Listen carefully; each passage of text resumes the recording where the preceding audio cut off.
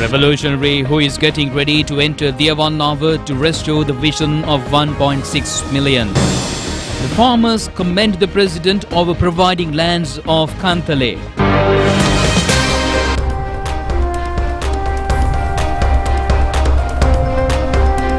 We now move on to those and other stories in detail. We take a look at local news first.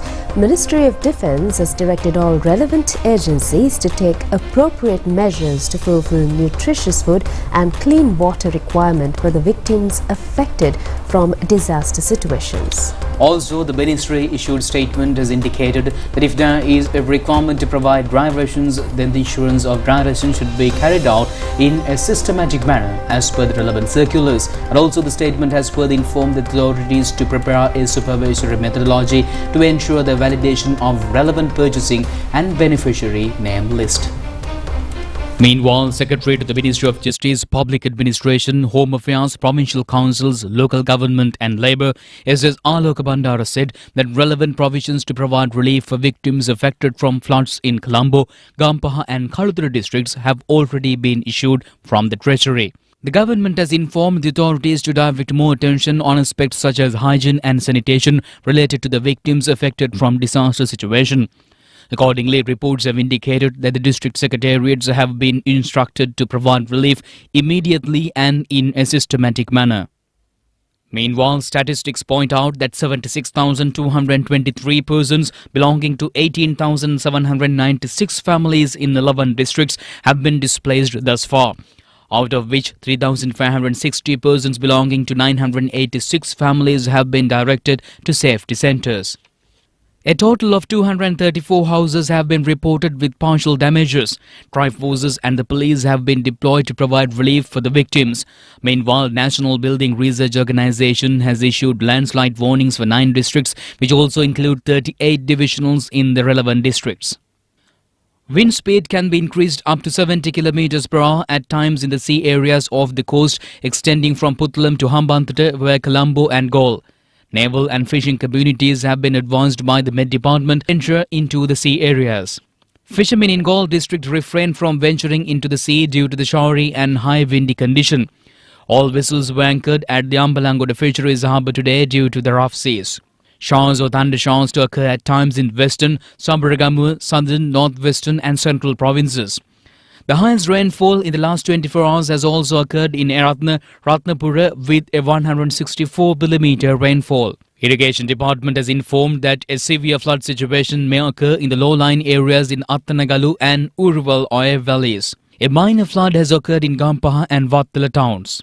Many parts of Kolonava, Kaduwela, Biyagama and Sitavaka remain inundated. The Irrigation Department has further indicated that a flood situation may occur in many low-lying areas in Kalani Valley and Colombo divisions. Meanwhile, many low-lying areas in Puttalam districts has also remained inundated. The Kanda area along the Kalutara Bandaragama main road has been inundated. The Kadavata interchange remains closed with a flood situation at the Kadavata exit from the Southern Expressway. Reports have indicated that the Mathura interchange in the expressway has also been inundated. Disaster Management Centre has said that 2 deaths have been reported in the past 24 hours. In case of a disaster situation, the centre has urged the public to obtain necessary services by dialing 117 hotline number.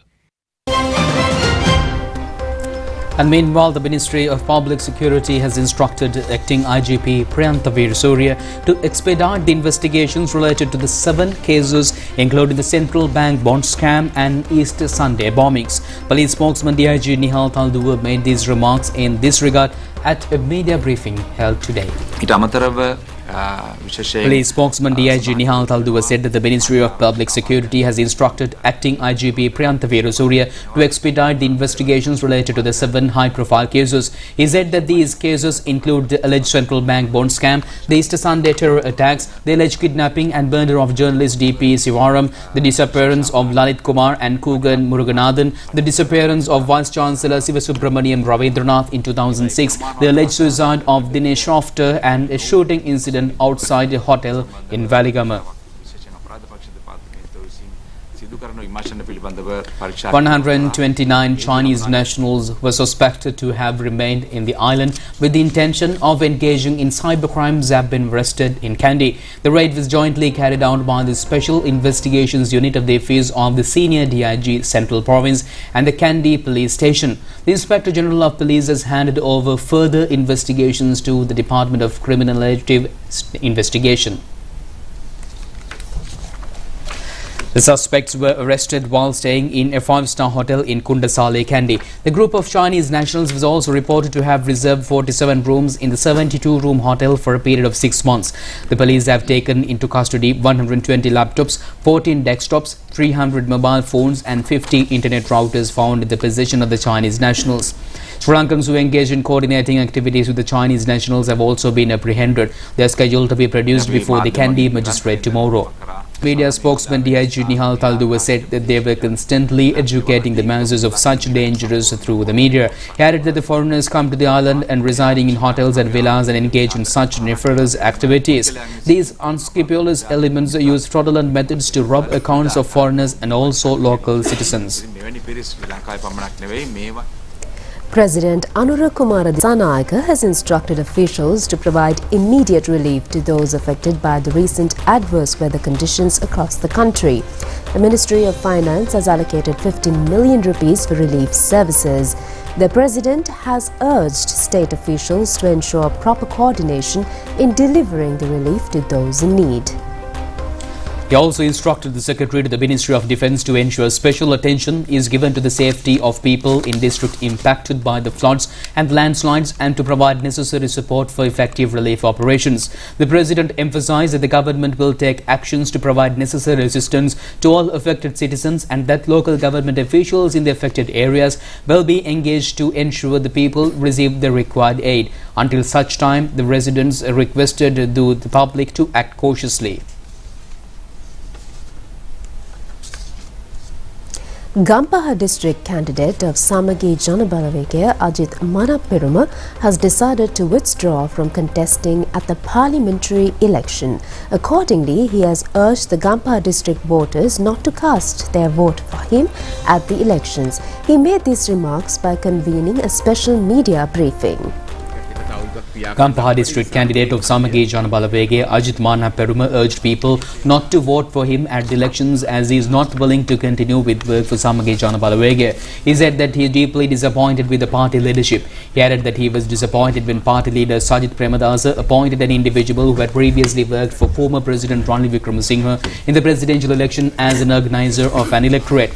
Therefore, he said that he will withdraw from the election contest despite having his name in the nomination list. The former parliamentarian expressed his dissatisfaction with relentless efforts to elect the party leader as president with claims the virtuous act in voices. He has said that considering the current situation, it will be even difficult to gain at least 2 seats from Gampaha district. And he said that the party is not led by Sajith Premadasa but a group of individuals with financial assets.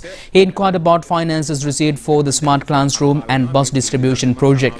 He then said that the party has also spent around 15 million rupees for Gampaha district meeting. Therefore, he said that the group which finances the party controls the leader. Egg prices are reported to have gone up in an extremely irregular manner within a period of 2 weeks. A team of a national television inquiry has found out that an appropriate solution is yet to be received from the responsible quarters.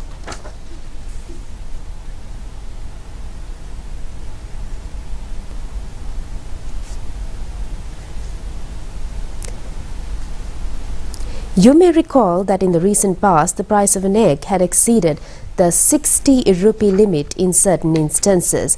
The prices were decreasing gradually and came to a stable level of 45 rupees. The situation has improved to the benefit of the consumers within a 2 to 3 week period, with the price coming down to the range of 28 to 38 rupees. However, the favourable situation did not prevail even for 10 days when the prices increased exorbitantly thereafter.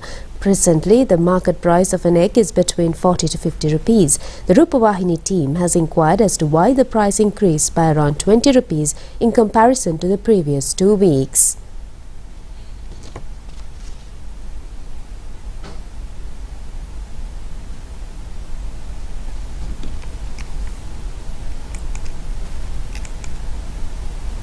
Our team was inquiring whether it is possible for egg manufacturers or traders to increase the rental price according to their choice. The team also pointed out the need to have a competent authority to regularize the process, and currently the power to do so lies with the Consumer Affairs Authority.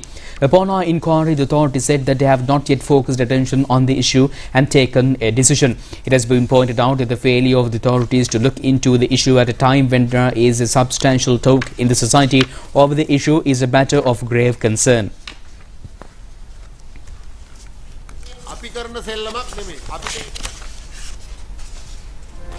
And also the government has taken steps to re-export 5 containers of canned fish containing the toxic heavy material arsenic, and the consignment valued at $215,000 was imported into the country a while back ago. The Ministry of Environment, Wildlife, Forest Resources, Water Supply and Irrigation said that the canned fish consignment containing toxic arsenic will not be allowed to be destroyed in the country. Secretary to the Ministry, Prabhat Chandra Kirti, said that steps will be taken to re-export the relevant canned fish consignment. Secretary to the Ministry of Environment, Wildlife, Forest Resources, Water Supply and Irrigation, Prabhat Chandra Kirti, said that the canned fish consignment containing toxic arsenic was imported to the country in May 2021 at a value of $215,000. He said that the maximum of 1 milligram of arsenic should be in 1 kilogram of canned fish which are used for normal consumption. However, he said that in the apprehended consignment, the arsenic level was at 1.3 milligrams and expressed the unsuitability of the product for consumption. He expressed the unsuitability of the product for consumption, as also said that they will not allow such toxic products to be imported and destroyed in the country. And he said that under policies of the new government and the instructions of the minister, the relevant merchant will be informed to re-export the 5 containers of canned fish containing the heavy metal arsenic. People in Kantale have raised the decision taken by the President to hand over parts of land belonging to the Kantale Sugar Company to the farmers for short-term crop cultivation. The company has released 11,000 acres to the farmers. The President has instructed at a recent discussion with officials the Minister of Agriculture, Land, Livestock Resources, Irrigation, Fisheries and Aquatic Resources to release the lands. Each of these farmers would be entitled to a plot of not less than 5 acres. Farming of the land is scheduled to be conducted on a systematic methodology. The farmers said that we are happy for being able to utilize a large portion of abandoned land for the sugar factory for a meaningful purpose. They further said that they are ready to commence planting with onset of the rainy season.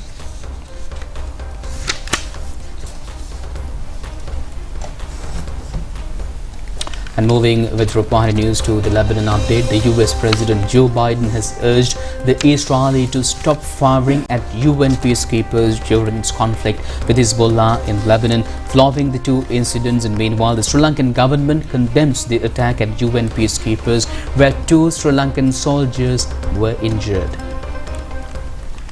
The Israeli Defense Forces said that its troops were responsible for the incident in which 2 Sri Lankan soldiers for the UN interim force in Lebanon were injured. Israeli Defense Forces soldiers operating around the UNICEF infield base in Narkura identified a threat and opened fire, the Israeli army said, and the incident would be investigated at the highest levels. On Thursday, UNFIL's 2 Indonesian soldiers were injured falling from an observation tower after an Israeli tank fired towards it. US President Joe Biden has urging Israel to stop firing at UN peacekeepers during its conflict with Hezbollah in Lebanon, following the 2 incidents. French President Emmanuel Macron, Italian Prime Minister Giorgia Meloni and Spanish Prime Minister Pedro Sanchez issued a joint statement condemning the recent targeting of the United Nations interim force in Lebanon by the Israeli Defense Forces. Israeli Foreign Ministry says that its government is concerned over injury of 2 Sri Lankan peacekeepers in South Lebanon, and Deputy Director General of the Asia Pacific Division, Ambassador Hagai D. Khan, and the Israeli Ministry of Foreign Affairs has expressed concern regarding the recent injury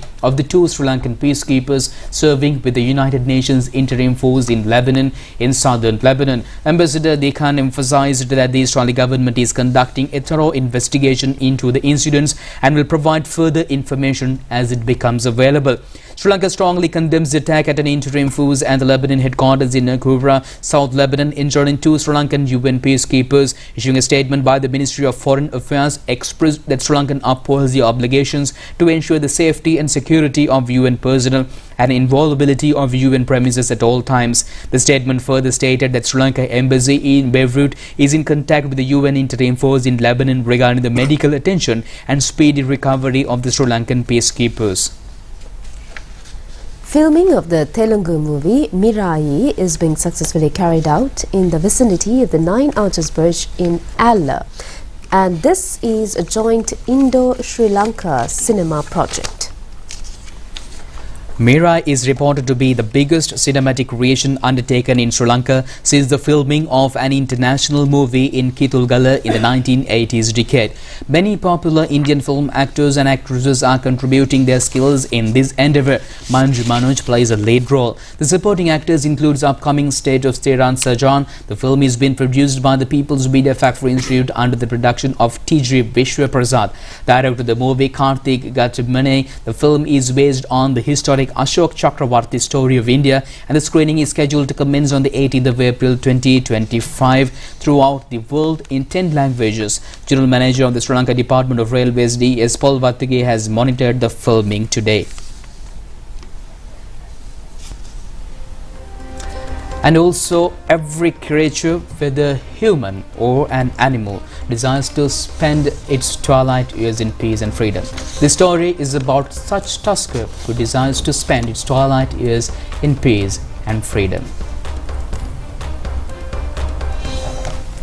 Mahasen is a remarkable wild tusker known widely for having the largest tusk in Sri Lanka. At nearly 60 years old, Mahasen has been spotted in various regions including Somavati, Minneriya and Kavdulla. It is believed that the majestic elephant undertook a journey of over 100 kilometers from Somavati to Kakirava in search of a mate. For nearly a decade, Mahasen captivated both local and foreign tourists in Minneriya National Park, significantly contributing to the local economy. Recently, however, Mahasen's life has come under threat. The resilient tusker currently residing in the small forest areas of Kakirava has endured numerous injuries over the years. Reports indicated that Mahasen was shot just a few weeks ago but is now recovering under the care of the Pandulagama veterinary unit. While many people are eagerly observing Mahasen in its natural habitat, concerns have arisen that such close encounters could disrupt the lifestyle of the tusker. It is crucial for everyone to appreciate and pay their attention and these magnificent animals while exercising responsibility to ensure that their natural behaviors are not harmed. Sri Lanka Medical Association says around 8 suicides are being reported in Sri Lanka daily. The SLMA points out that parents should be responsible in identifying any change in the behavior of children in the form of depression or numerous psychological conditions. The parents are being instructed to direct children to a physician in the event of observing such mental developments. According to the informed sources, Sri Lanka reports around 3,000 incidents of suicides every year. Roughly, it is around 8 suicides per day, and Sri Lanka was in the 21st place in the list of suicides worldwide in the year 2021. Consultant physician Dr. Sanjeev Ramarasinghe said that many psychological factors attribute for the suicide in the society. Prominent feature out of these mental disease conditions and a more severe form of psychological illness is depression. Another factor leading to suicide is narcotic abuse. However, all those who are attempting to suicide should necessarily have been to a psychiatric patient, and social media sometimes exaggerate the incident. It is not only youth but even adults sometimes tend to take their own lives due to depression. Sri Lanka had remained in a high place in the number of suicides in the year 1990s as well. However, a decline was reported in the middle of the year, yet the incidence of attempted suicides had increased. Dr. Anuradha Herath said that one of the most important responsibilities of the adults is to correctly identify the change of psychological status of their children. It is even of witnessing such changes in their children, steps will have to be taken to present them for treatment under a MBBS qualified physician. If not, the parents could contact the telephone numbers 1926 or 1333 for advice. We know of a blanket at the British House of the Commons who appears to be a visually handicapped representing Parliament in a country in recent times. But in Sri Lanka as well, we have come across talks relating to such an individual very recently.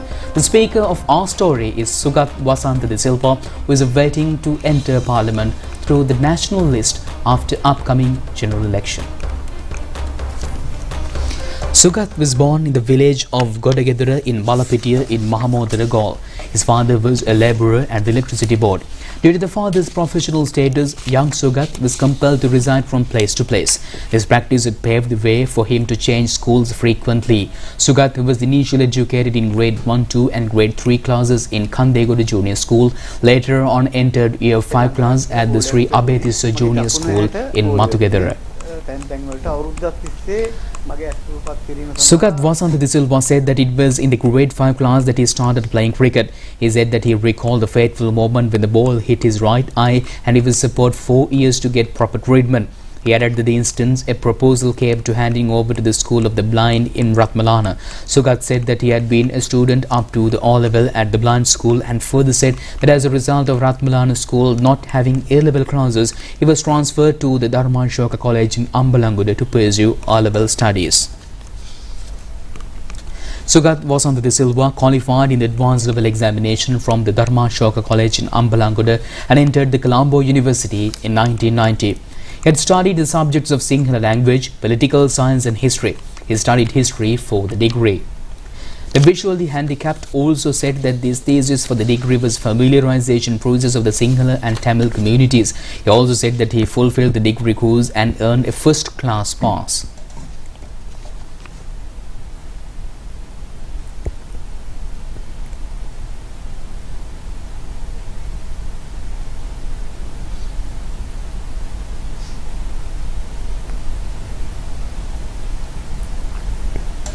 Although Sugat Wasantha obtained a first-class pass at the Colombo University, he was deprived of the opportunity to function as a lecturer in the History Studies division of the university.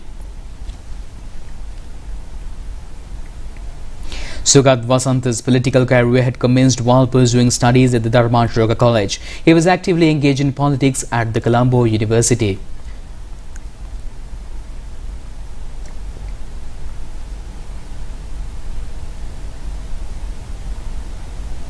Sugat has signed nomination papers at the post of National List MP on the National People's Power at the upcoming general election. If elected to Parliament, he would secure a significant milestone in the history of Sri Lankan parliamentary politics.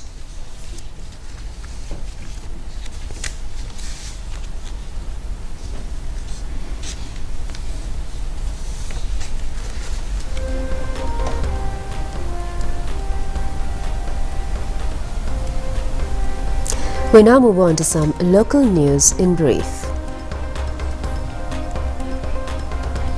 An emblem with a butterfly figure was pinned on Prime Minister Dr. Harini Amarasuri at the World Mental Health Day, which fell on the 10th of this month. The event was organized by the Sri Lanka Mental Health Servicemen Association, and the World Health Organization has been celebrating the World Mental Health Day with effect from the year 2013. The Colombo Magistrates Court has ordered to confiscate a luxury motor car taken into custody at the Bribery Commission. The decision has been taken following the request made from the Commission investigating charges on bribery or corruption. The vehicle is reported to have been owned by a businessman in Badulla, and the Colombo Chief Magistrate Thilina Gamage has instructed to hand it over to the customs for confiscation.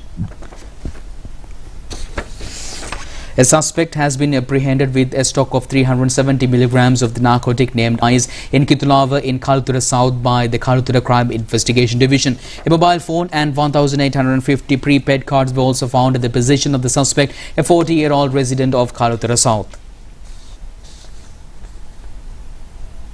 Crime Division officials at the Tangol police station have successfully in apprehending a jeep with forged number hidden in a house in Beriatta. It was found out that the vehicle belonging to the China Harbour Engineering Company, and the police says that the vehicle was found in the residence of the former vice chairman of the Tangol Pradeshia Sabha.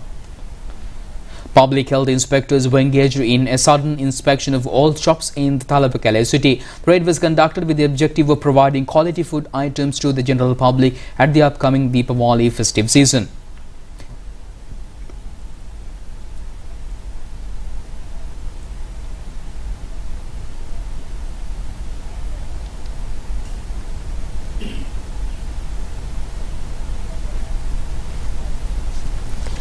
Prime Minister's office says that state institutions must obtain prior approval before using photos and messages of the Prime Minister or ministers for official events or activities.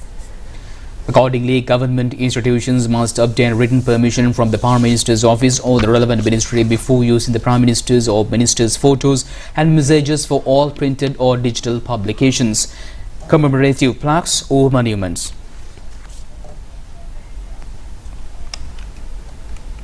And also, Sri Lanka participated as an official tourism partner of the first ever Asian Village Festival of Singapore, along with Indonesia and the Philippines from 3rd to 6th of this month at the Singapore Expo. The festival was also organized by the Shubhas Preti Limited in Singapore.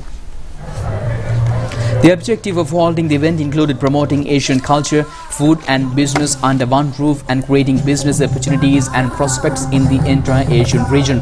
The festival was attended by exhibitors and performers from Sri Lanka, India, Nepal, Indonesia, Singapore and the Philippines, displaying their products and talents, and more than 20,000 visitors attended the event. The High Commission arranged a vibrant and eye-catching tourism promotional booth to showcase the country's rich cultural heritage and abundant natural resources, immersing visitors in a sensory experience through a performance by the Sri Lanka traditional dancers. Residents of the wondrous Battalangundur Island live in sorrowful life. They are faced with many challenges. Now let's direct the attention today over the plight of the Battalangundur residents. The residents of the enchanting Battalangundur Island, located with the stunning Kalpitia Peninsula archipelago, led lives filled with sorrow despite the island's beauty attracting both local and foreign travelers. Visitors to experience the tranquility and scenic waves, the island approximately 400 families, predominantly engaged in the fisheries industry, face significant challenges. One of the most pressing issues is the severe shortage of drinking water.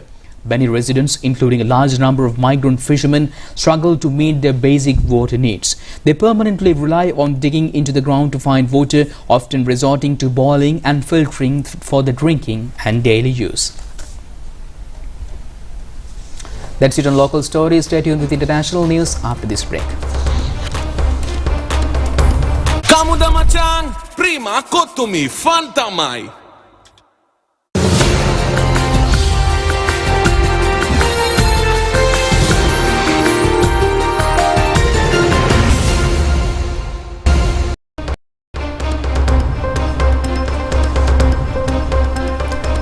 We now move on to news overseas. The United States has imposed sanctions on companies and vessels that are allegedly engaged in trading and transporting Iranian oil in order to punish Tehran for its recent missile attack on military sites in Israel. The U.S. Treasury and State Department announced sanctions on Friday as Israeli officials continue to pledge to forcefully respond to the Iranian attack. U.S. Secretary of State Antony Blinken said in a statement that in the aftermath of Iran's unprecedented October 1st attack against Israel, the United States made clear that U.S. would impose consequences on Iran for its actions, and U.S. said that it is taking steps to disrupt the flow of revenue in Iranian regime, use the funds of nuclear program and missile development, support terrorist proxies and partners, and perpetuate conflict throughout the Middle East. Prima kotumi, fantamai.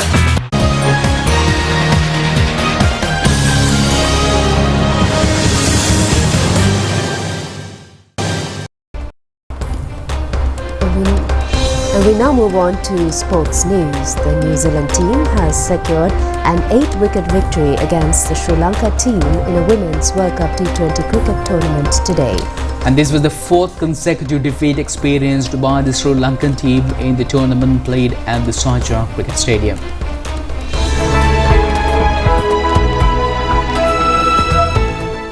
The Sri Lankan team, after winning the toss, has decided to bat first. Openers Chamari Athapattu and Vishmi Gunaratne had maintained 26 runs partnership with the first wicket, and after the dismissal of Vishmi Gunaratne for 8 runs, Chamari Athapattu had maintained a 48-run partnership with Harshita Samaravikrama for the second wicket. Chamari was out for 35 runs and her innings included 5 boundaries. Harshita Samaravikrama scored 18 runs. Anushka Sanjeevani out for 5 runs and Kavisha Dilhari 10 runs.